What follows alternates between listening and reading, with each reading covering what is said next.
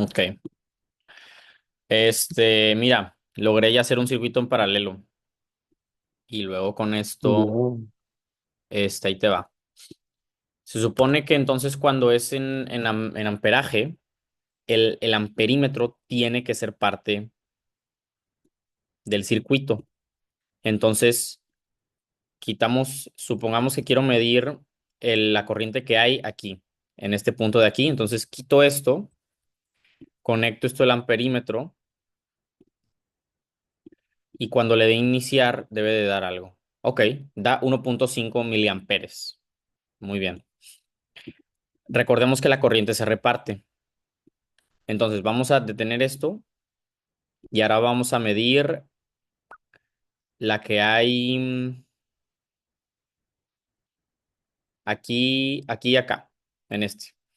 Entonces, vamos a quitar esto y vamos a medir lo que hay aquí. Entonces, a ver. Ok, dice 3. Ok, aquí decía 1.5, ¿verdad? Aquí dice 3. Vamos a ver cuánto dice ahora entre la última resistencia y la pila. Ok, entonces vamos a ver este de acá y ahora vamos a conectar este acá y este acá.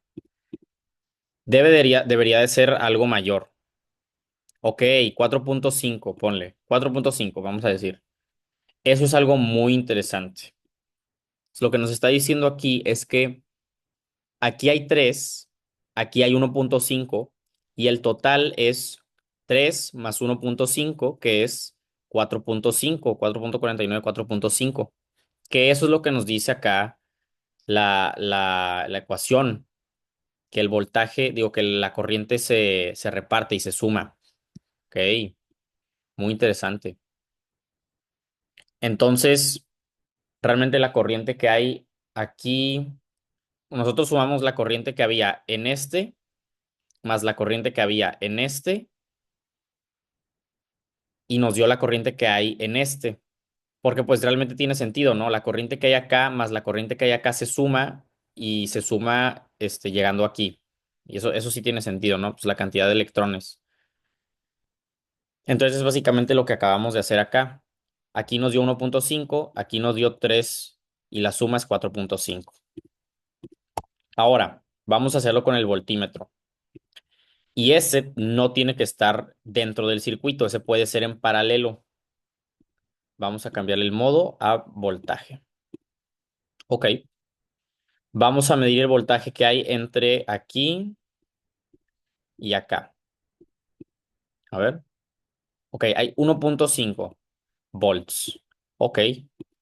A ver, como es en paralelo, vamos a ver nuestra tabla otra vez. El voltaje tiene que ser el mismo en todos los puntos. Entonces ahora vamos a medir el de acá y debe de ser 1.5.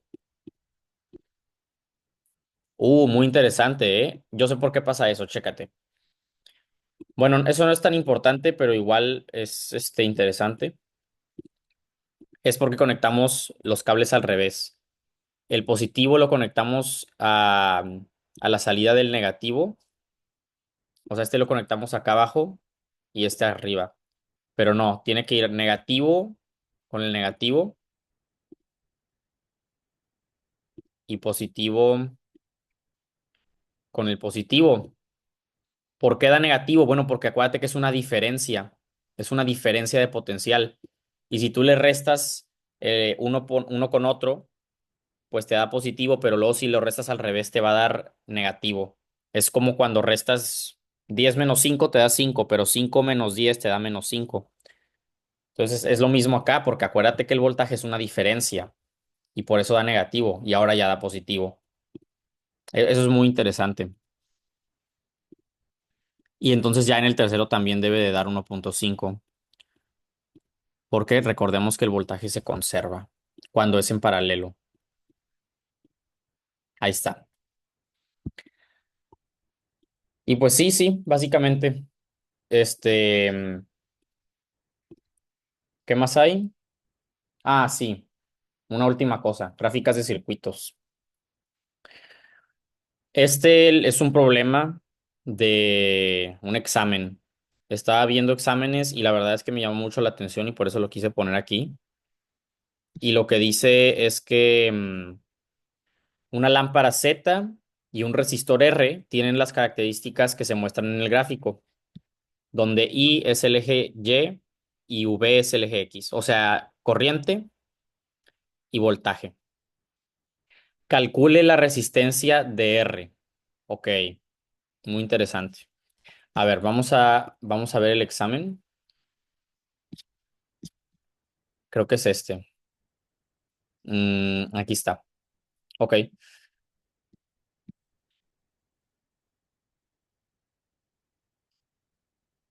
Aquí hay una parte,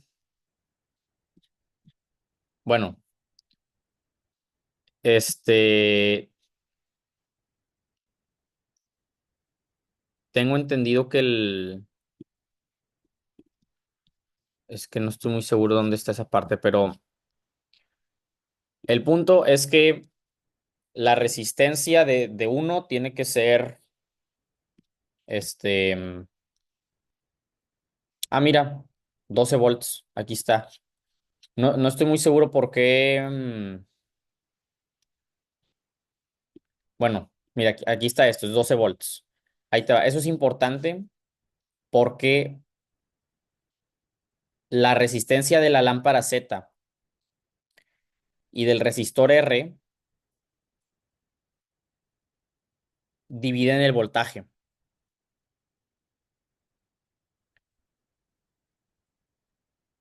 Y al dividir el voltaje, significa que sumar el voltaje que está experimentando cada uno debe de dar 12, ¿ok? O sea, hay aquí una corriente que es constante, que debe de ser la misma, que cuando sumo el voltaje de acá abajo, me debe de dar 12. ¿Cómo hacemos eso? Bueno, hay que buscar aquí una corriente en el eje X que el voltaje en ese punto de la resistencia y el voltaje de ese punto de la lámpara Z da 12. Y yo aquí, pues de una vez que 50, o sea, entre 60 y 40 aquí, esta línea, que es la del 50, me dice que R, cuando la corriente es 50 miliamperios y R es 8, o sea, el voltaje es 8, y acá cuando la corriente es 50 miliamperios, el voltaje de Z es 4, y ahí suma 12, que es lo que nos dicen que abajo tiene 12 volts. ¿Por qué no sirve eso? Bueno, porque la ley de Ohm nos dice que la resistencia es igual a voltaje entre intensidad. Entonces, si el voltaje es 12 y la corriente es, o la intensidad o de corriente, la corriente es 50, entonces ya puedes dividir y te da la resistencia. Este, aquí hay más exámenes. Igual quería agregar este porque me pareció muy interesante cómo lo abordaba el problema, o sea, cómo abordaba este problema el examen. Definitivamente, aquí está el Mark Scheme por si lo quieren checar, que es este de aquí. Y ahí está muchísimo mejor explicado. Pero yo diría que sí vale la pena que se lo chequen porque los problemas de gráficas en circuitos son los peores, la verdad. O sea, más que todo porque nunca vimos esas cosas. O sea, sí vimos de que esto de que era ómico y no ómico, realmente sí nos tuvimos una clase de que era el voltímetro y el amperímetro, lo vimos como el multímetro, pero nunca los vimos en teoría, o al menos yo no recuerdo haberlos vistos teóricamente. Entonces, esta parte final de la presentación sí diría que se la estudien así chido. Al menos yo sí la considero importante porque pues nunca vimos algo similar. O sea, sí vimos cosas similares, pero nunca vimos esto. Y acá hay más exámenes también. Estos son los exámenes que, este es el examen de aquí. con el Mark Scheme. Aquí hay otro Mark Scheme y aquí hay tres exámenes sin su Mark Scheme. Son exámenes así nomás. Pero sí, bueno, eso fue circuitos. Este, igual ahí, ahorita voy a pasar ahí la presentación si la quieren checar y todo. Este, y pues, ¿qué onda, José Luis? Le damos con ondas, 20 minutos y luego, y luego un break y luego le seguimos. ¿O qué onda? Dale. Va. Ok. Este también está muy bueno porque es un chorro, la neta. Y sí, sí está bueno. Vamos a empezar con lo fácil. Ok. Eh, pues la posición de equilibrio. Eso está fácil. Es la posición en la que estaría un objeto que oscila si no oscilara. Básicamente, si yo tengo este péndulo moviéndose de lado a lado, si deja de oscilar, significa que se dejaría de mover. El punto en el que está cuando no se mueve es la posición de equilibrio. Está muy sencillo, la verdad. Entonces tengo este péndulo, si no se mueve, está en este punto B. El punto B es la posición de equilibrio, igual con este niño. Fácil. Recordemos estos tres conceptos, el periodo, la frecuencia y la amplitud. El periodo es cuánto tiempo se tarda en hacer un ciclo. La frecuencia es los ciclos que hace cada segundo, que se mide en hertz. Y la amplitud es una medida en metros que mide digamos, qué tan, bueno, en este caso, en esta oscilación, mide el tamaño de la oscilación. Fíjate que no estoy muy seguro cómo sería en un péndulo, pero pues te mide el tamaño de una oscilación. Bueno, si una oscilación es ida y vuelta, la amplitud te dice cuánta distancia recorrió de ida. Fácil. Eso sí, todos se lo saben, eso sí. Y pues el periodo es uno entre frecuencia en segundos y frecuencia en hertz. Ok, esta frecuencia angular. Estoy seguro que muchos de ustedes sí se acuerdan, pero la verdad es que yo no me acordaba de esto. Entonces lo quise agregar. La frecuencia angular es qué tan rápido oscila un sistema, pero en términos del ángulo. Te está diciendo la rapidez en radianes. Entonces, si yo tengo una frecuencia de 60 Hz, la frecuencia angular sería 2pi por 60 Hz, que sería 120 pi. Y sería 120 pi radianes por segundo, porque finalmente Hertz es lo mismo que 1 entre segundo. Realmente Hertz es segundo a la -1. Entonces, pues sí, 2pi radianes por la frecuencia es radianes entre segundo. Y pues eso se puede ver todavía más obvio cuando intercambias la frecuencia por el periodo, que el periodo sí se mide en segundos. Y pues es la división, es 2pi entre segundo. Entonces, radianes segundos, 2pi radianes entre segundo. Y la frecuencia angular se calcula de esa forma. Ok, bien. El movimiento armónico simple. ¿Qué es? Bueno, la definición es que es un movimiento repetido alrededor de una posición de equilibrio. O sea, alrededor de esto de aquí. Es un movimiento repetido. Ok, se repite. Y todo gira en torno a esta posición de equilibrio, que es donde un objeto no se movería. Sí, o sea, donde un objeto estaría si se deja de mover. Específicamente en el más, la aceleración del objeto es proporcional a su desplazamiento. ¿Qué significa eso? Que cuando la aceleración aumenta, el desplazamiento aumenta. Y si la aceleración disminuye, el desplazamiento disminuye. Sin embargo, es en la dirección opuesta. Si la aceleración aumenta para la derecha, el desplazamiento aumenta para la izquierda. Y si aumenta el desplazamiento para la derecha, entonces la aceleración aumenta para la izquierda y viceversa, si disminuyen también. ¿Qué significa que sean proporcionales? que podemos graficarlos y encontrar una relación específica.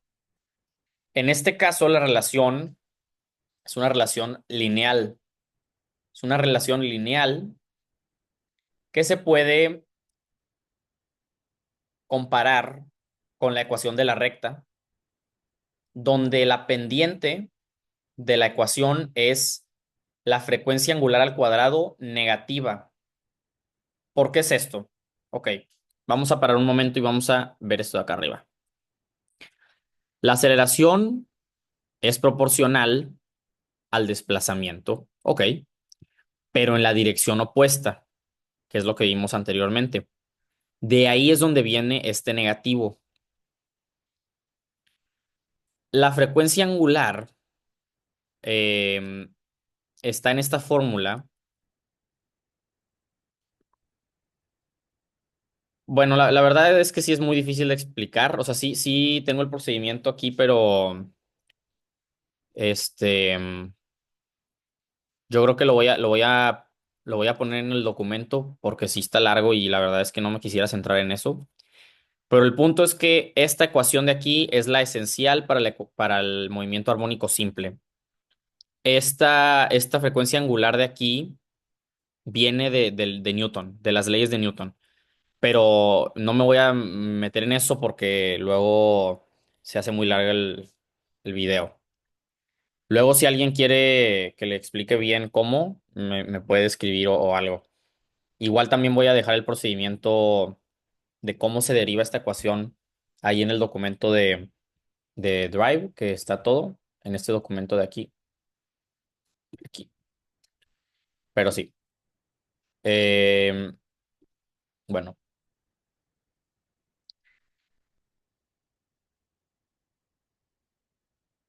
¿qué pasa? Mm, qué raro. Ha de ser por el GIF, de hecho. A ver.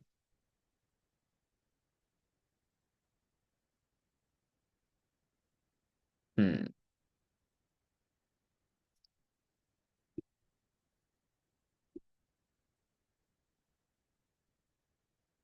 qué raro. Ahí está. Ok. Esta ecuación obedece, más bien al revés. Si un oscilador obedece esta ecuación, entonces se encuentra en un movimiento armónico simple. O sea, esta ecuación básicamente describe el movimiento armónico simple.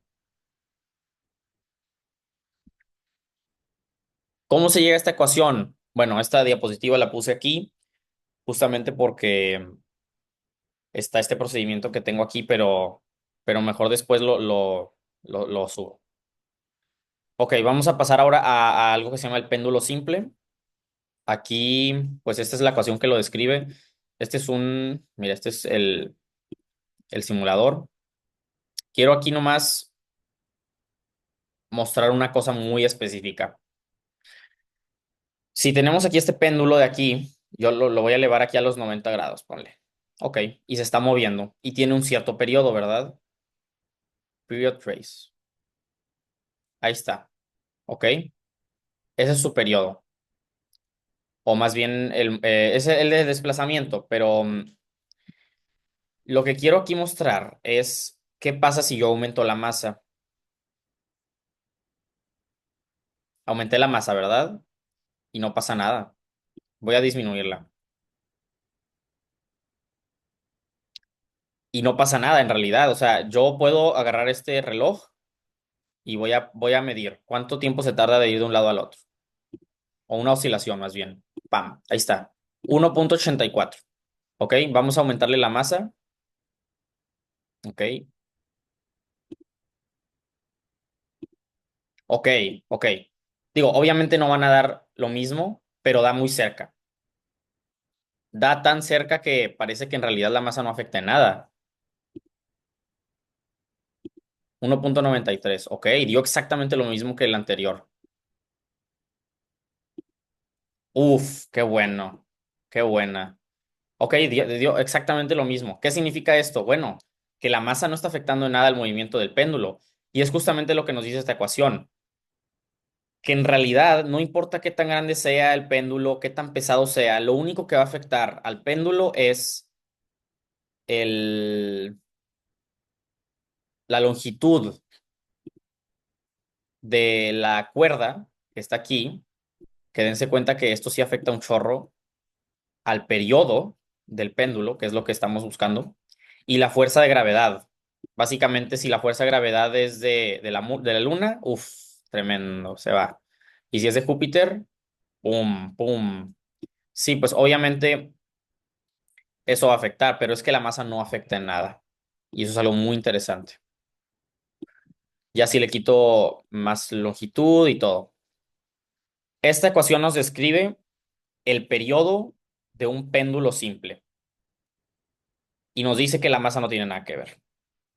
Pero ahora hay otro sistema también muy interesante que ya no es un péndulo, es un sistema de masa resorte. Ahí. Ok, vamos a ver qué pasa aquí. Entonces yo voy a poner aquí esta masa y esta masa de acá.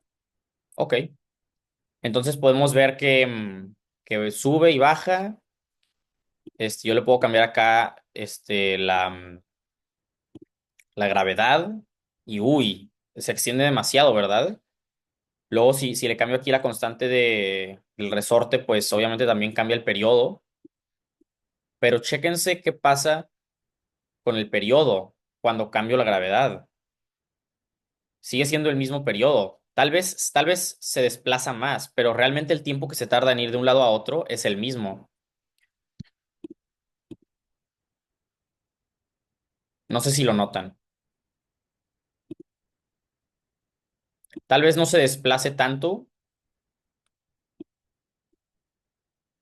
pero realmente el periodo se mantiene. ¿Qué significa esto? Que la masa sí afecta al periodo, que la constante de la elasticidad del resorte sí afecta al periodo, pero no importa si estás en Marte, si estás en la Luna, si estás en Júpiter, el periodo va a ser el mismo. Tal vez el desplazamiento del resorte no, pero el periodo sí. Entonces la gravedad no importa. Y eso es lo que nos dice esto. Nos dice que el periodo es proporcional a 2pi por la raíz de la masa entre la constante del resorte. Y estas son las dos únicas cosas que rigen el periodo en el sistema masa-resorte, como vemos aquí. Que es muy interesante cómo toma en cuenta la masa y la constante, y acá no, acá le vale la masa y solo importa la gravedad y la longitud.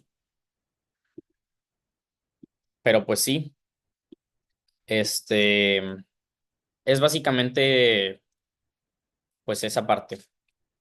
Vamos a empezar ahora con ondas transversales y longitudinales. Ok, este también es uno de los temas, digamos, más sencillitos de ondas, porque pues justamente hay temas más difíciles, pero no está tan complicado. Vamos a ver, ¿qué es una onda transversal y una onda longitudinal? Ok, esto ya nos está diciendo mucho, la verdad. Nos dice que la transversal es esas ondas que nosotros conocemos que se mueven de arriba a abajo, las que conocemos de toda la vida, y las longitudinales se mueven como en dirección paralela a la dirección de propagación de la onda. Las transversales se mueven de arriba a abajo. Entonces, ¿cuáles son las mayores diferencias? La dirección de propagación, una es perpendicular, la transversal es perpendicular, o sea, va de arriba hacia abajo y de arriba hacia abajo es perpendicular a la dirección porque pues se está moviendo para la derecha, pero va de arriba hacia abajo. En cambio, la longitudinal es paralela a la dirección, ya que se está moviendo, pues, sí, se mueve hacia la dirección de movimiento, básicamente. Pues unas son las ondas de luz, las ondas de luz son transversales. Y en las longitudinales el sonido es un ejemplo muy común que posiblemente aparezca en el examen. El sonido y la luz como ejemplos de longitudinal y transversal son muy, normales. Uno oscila de arriba hacia abajo, mientras que el otro se comprime y tiene algo que se conoce como rarefacción. Ahorita lo vamos a ver. Este, la luz se puede propagar en el vacío, pero las longitudinales requieren de un medio material para propagarse. Y pues sí. Aquí esta es una onda transversal. ¿Qué partes tiene? La cresta, el valle, los nodos donde las partículas no se mueven, la amplitud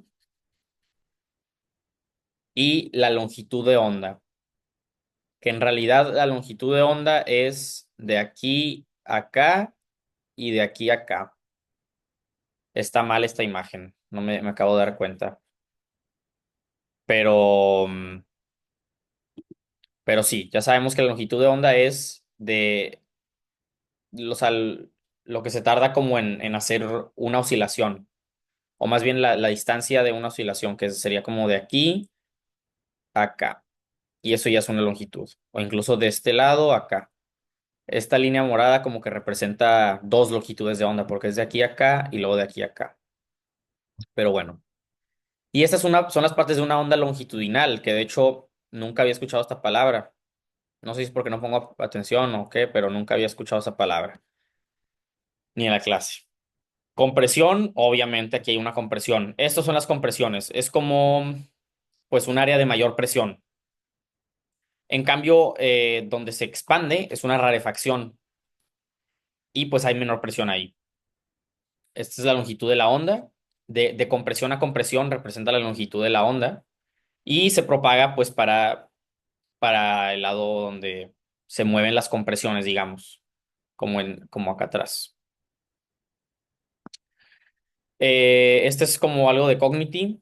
Las transversales tienen crestas y valles, las longitudinales tienen compresiones y rarefacciones, y las dos trabajan con periodo, con longitud de onda, con amplitud, velocidad y frecuencia. Entonces, digamos que las características que definen a las longitudinales y transversales son sus crestas, valles, compresiones y rarefacciones.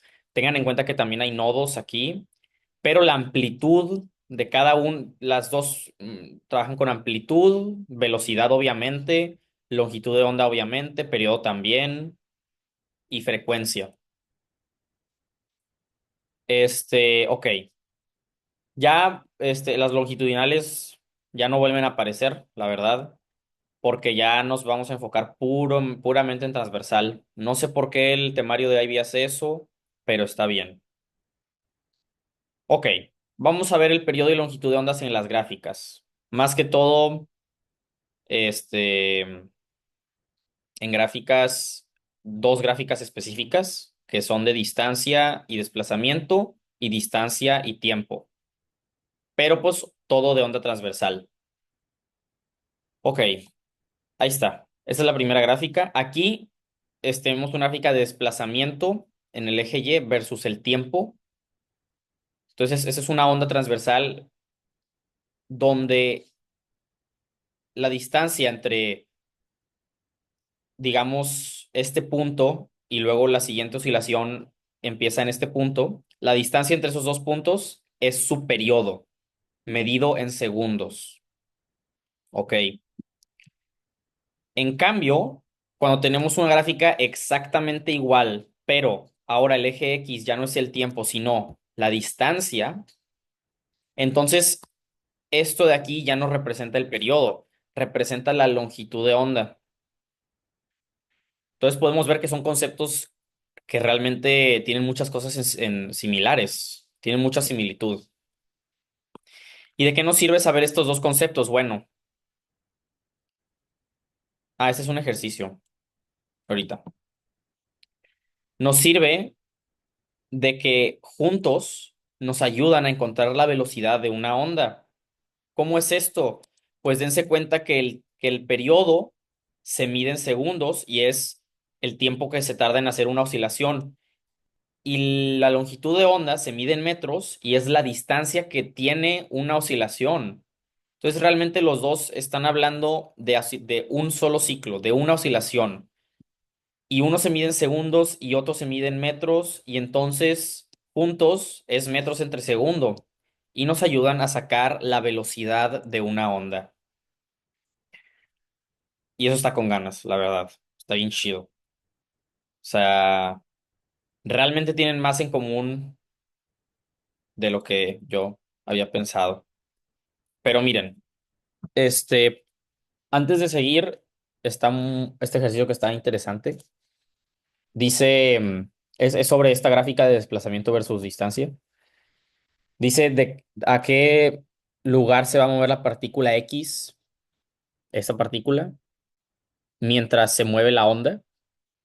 Estuvo en un examen, de hecho. Mucha gente, como hasta yo, puse que se movía hacia abajo. Pero realmente tenemos que tener en cuenta que la dirección de la onda es hacia la derecha.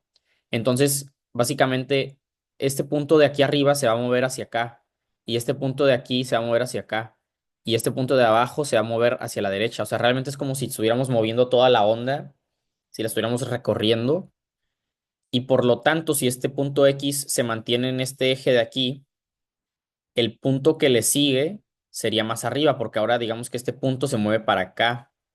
Entonces X se estaría moviendo hacia arriba. ¿Qué es esto? Ahí está. Particle can only travel along this line. O sea, X solo puede moverse en este eje de aquí. ¿Sí más o menos entiendes eso, José Luis? Sí, sí. Bueno, va.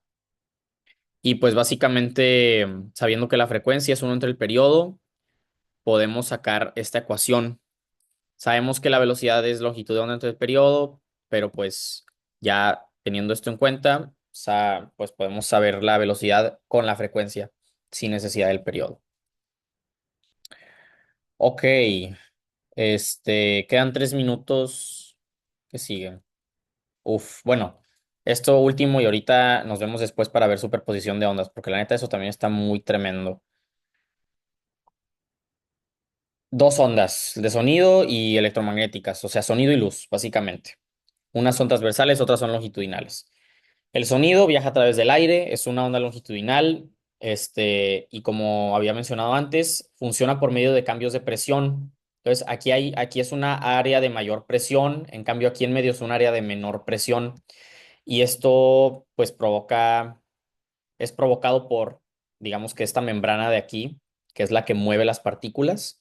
Así funcionan las bocinas, básicamente. Son una membrana que mueve el aire y provoca cambios de presión en el aire, y esos cambios de presión son el sonido.